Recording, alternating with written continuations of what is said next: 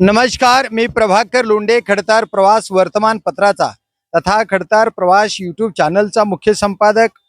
आज आपण धाराशिव शहरामध्ये जिल्हाधिकारी कार्यालयाच्या समोर आलेलो आहोत. आज स्वतंत्र दिन आहे.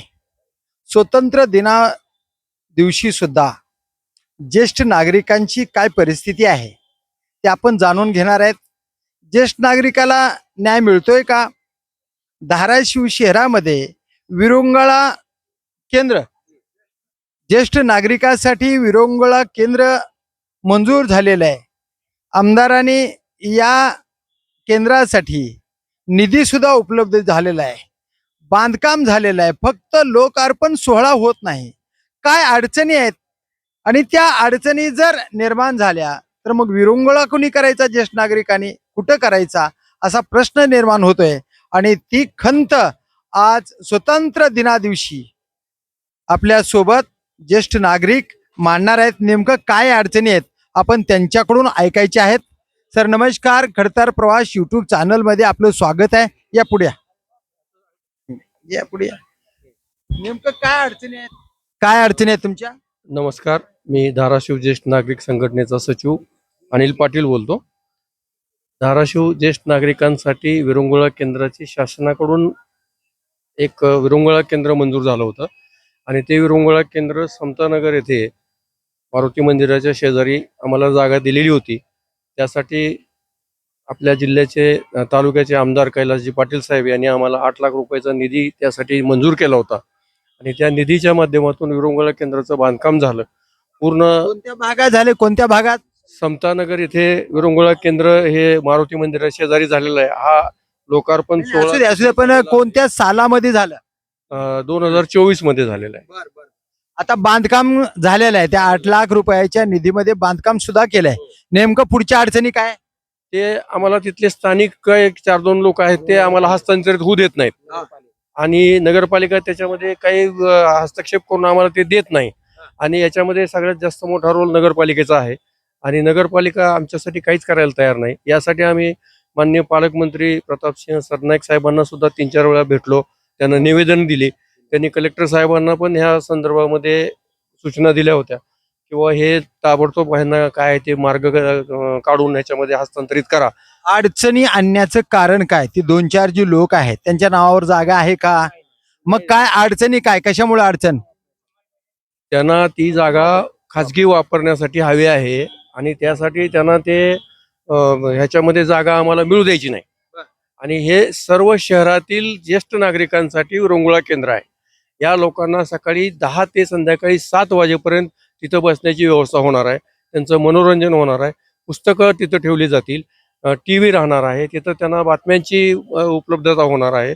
म्हणजे ज्येष्ठांना एक त्यांच्या हक्काचं बसण्याचं ठिकाण, वृद्धाश्रमा व्यतिरिक्त जर म्हणलं तर त्यांच्या हक्काचं ठिकाण म्हणून ते विरंगुळा केंद्र आहे. परंतु आज त्या ठिकाणी शासन उदासीन दिसतंय आणि कुणी याच्यामध्ये आम्हाला मदत करायला तयार नाही. आणि हे सर्व ज्येष्ठ मंडळी असल्यामुळं तिथं जाऊन कुणी दादागिरी करणार नाही किंवा असं का करता म्हणून म्हणायला. तुम्ही साहेब या विषयावर पोलीस स्टेशनला तक्रार दिलेली आहे का? मग पोलीस स्टेशनचं काय मत आलंय? नाही, त्याच्यावर काही कारवाई झालेली नाही. काय कारण सांगितलं त्यांनी? कारण काही सांगितलं नाही, कारवाई पण झाली नाही. अहो, का झाली नाही असं माझं मत आहे. हो, पण झाली नाही कारवाई. आम्ही रीतसर पत्र त्यांना दिलेलं आहे किंवा आम्हाला अशी अशी अडचण आहे. परंतु SP साहेबांना ह्याच्या संदर्भामध्ये कल्पना दिलेली होती. ते म्हणले होते की बाबा ठीक आहे, आपण याचा काय ते मार्ग काढून तुमच्या ताब्यात लवकरात लवकर देण्याचा आपण प्रयत्न करू. कोण म्हणाले होते? SP साहेबांशी बोलणं झालं होतं या संदर्भामध्ये. परंतु त्याच्यात पुढे काही हालचाल झालीच नाही. म्हणजे जवळपास 2 वर्ष होऊन गेली या गोष्टीला. आजपर्यंत आम्हाला म्हणजे ज्येष्ठांचे हेळसांड होत आहे आणि ज्येष्ठांकडे पाहण्याचा दृष्टिकोन आज समाजामध्ये फार वेगळा झालेला आहे. आता पालकमंत्र्याला तुम्ही निवेदन दिलं, पालकमंत्र्यांचं काय उत्तर आलं तुमच्याकडे? नाही, ठीक आहे, बघू म्हणाले. आमदार साहेब काय म्हणाले? आमदार साहेब म्हणाले मी जातीने लक्ष घालून पाहतो. खासदार साहेबांनाही निवेदन दिलं, ते म्हणाले मी पाहतो. आता तुमचा कोणावर विश्वास आहे? नगरपालिकेवर विश्वास नाही. सरनाईक साहेबांनी शब्द दिला, आमदार साहेबांनी शब्द दिला. हे तुमच्या ताब्यात येण्यासाठी अधिक काय करावं लागेल? काय मत आहे तुमचं? प्रशासनानं यामध्ये लक्ष घालावं आणि ताबडतोब ज्येष्ठ नागरिकांना बसण्यासाठी त्या जागेचा ताबा द्यावा आज या ठिकाणी माझ्यासोबत बरीच ज्येष्ठ मंडळी आहे आणि या लोकांना बसण्यासाठी हक्काचं ठिकाण नाही. ते इथं तिथं कुठेही बसतात, त्यांना जास्त वेळ बसता येत नाही. बरं, तुम्ही कलेक्टर साहेबांच्या कार्यालयाच्या पुढे उपोषणाचा इशारा बिसारा दिलाय का? हो, दिला होता. त्यांनी आम्हाला असं काही करू नका म्हणून सांगितलं आणि आम्ही तुमचा लवकर मार्ग लावतो या गोष्टीचा, परंतु याच्यावर काही मार्ग निघालाच नाही. आता काय कलेक्टरकडे जाण्याची इच्छा आहे, उद्या परवा कधी? हो, आम्ही परवाला भेटणार आहे सोमवारी त्यांना आणि या संदर्भामध्ये काय आमच्यासाठी तुम्ही करणार आहे ते त्यांना विचारणार आहे. नगरपालिकेचं काय धोरण आहे? नगरपालिका काय म्हणाली या विषयावर? नगरपालिका याच्यामध्ये काही लक्ष द्यायला तयार नाही, उदासीन आहे सगळं कारभार.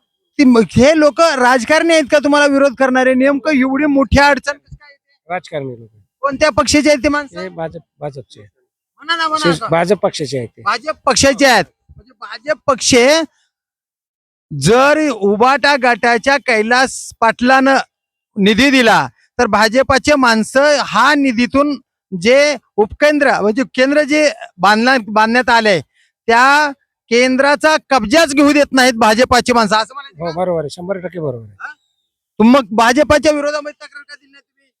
नाही, पक्षाच्या विरोधात तक्रार दिली नाही, कारण आम्हाला नाही, ही 100 वर्षाचे व्रत आहेत सर.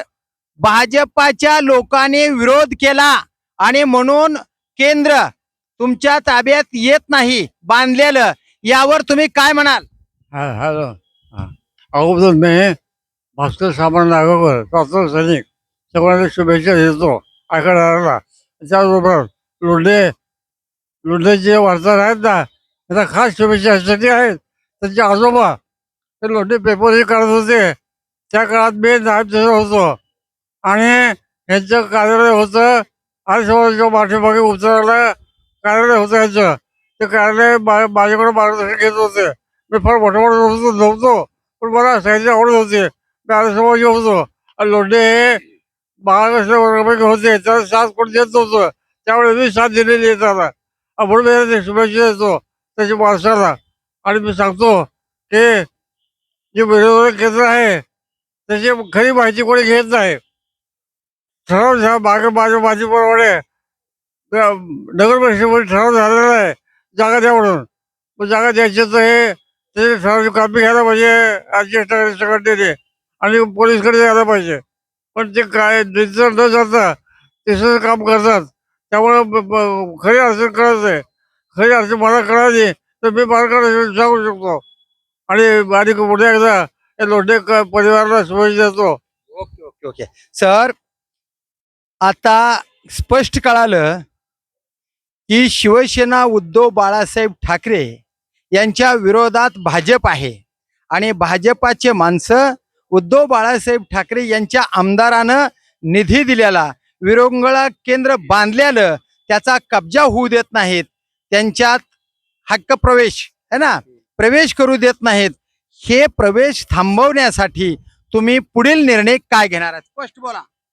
या ठिकाणी आम्हाला जर हे विरंगुळा केंद्राचा ताबा मिळाला नाही तर आम्ही अमरण उपोषणासाठी जिल्हाधिकारी कार्यालयासमोर बसणार आहोत. बसणार आहेत? अगदी अगदी. कधी बसणार आहेत? कधी बसणार आहेत? नाही, सोमवारी कलेक्टर साहेबांचं बोलणं झाल्यानंतर हा निर्णय होईल बर बर. आणि त्यानंतर आपल्याला या संदर्भामध्ये आम्ही कळू. काय भूमिका?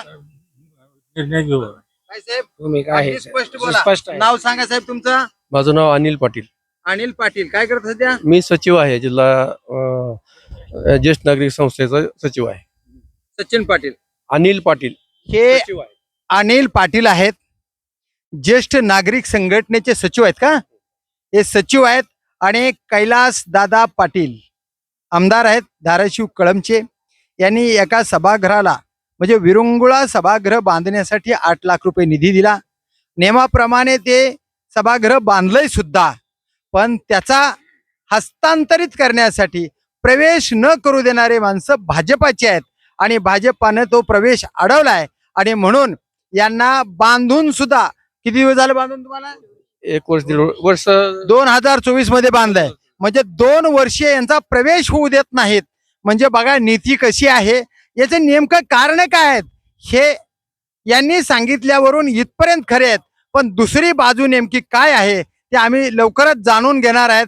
नेमकं काय कारण आहेत हे तपासूया येणाऱ्या काळात. पण ज्येष्ठ नागरिकांना या सभागृहाचा ताबा तात्काळ मिळावा अशी मात्र अपेक्षा यांची आहे.